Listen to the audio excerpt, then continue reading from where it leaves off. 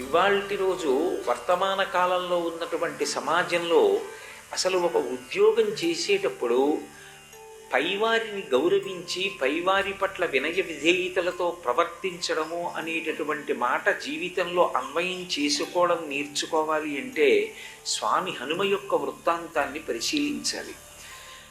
ఒకానొకప్పుడు జాంబవంతుడే ఆయనతో ఒక మాట అన్నాడు.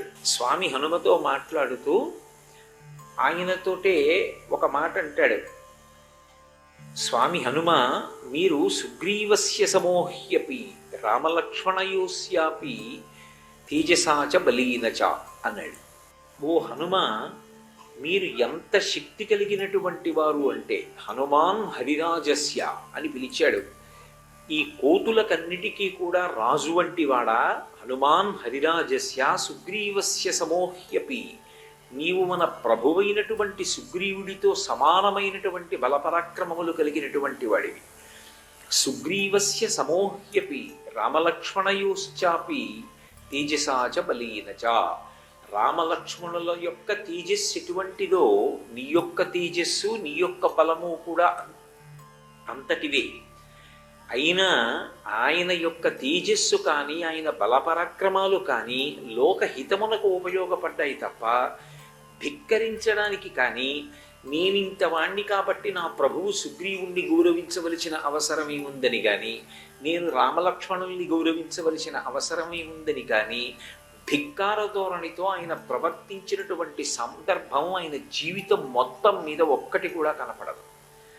అంత అద్భుతమైనటువంటి వ్యక్తిత్వం. అందుకే హనుమని ఉపాసన చేస్తే సమస్తమైనటువంటి మంగళకరమైన గుణములు అలవడతాయి. బుద్ధిర్యశో బలం ధైర్యం నిర్భయత్వమరోగత అజాడ్యం వాక్పటుత్వంచ హనుమాత్ స్మరణాత్ భవేత్ అంటారు. హనుమని స్మరించినంత మాత్రం చేత బుద్ధి, కీర్తి, బలము, ఆయువు, ఆరోగ్యము, నిర్భయత్వము ఇటువంటి మంచి లక్షణములు అన్నిటినీ మించి జాడ్యం పోవడం లాంటి మంచి లక్షణాలన్నీ సంక్రమిస్తాయి. అంత గొప్ప స్వరూపం హనుమ.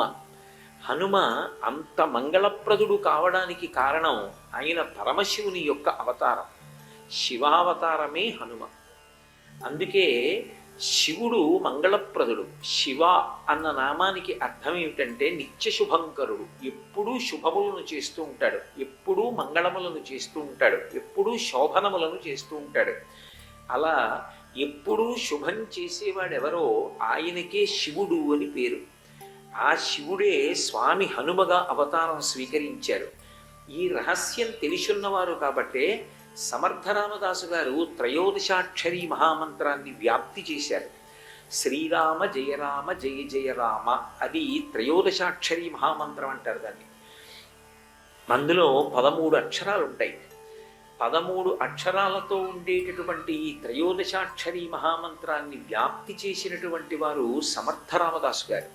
వారు ఎక్కడికి వెళ్ళినా ఒక మాట అంటుండేవారు, జై రఘువీర అంటుండేవారు.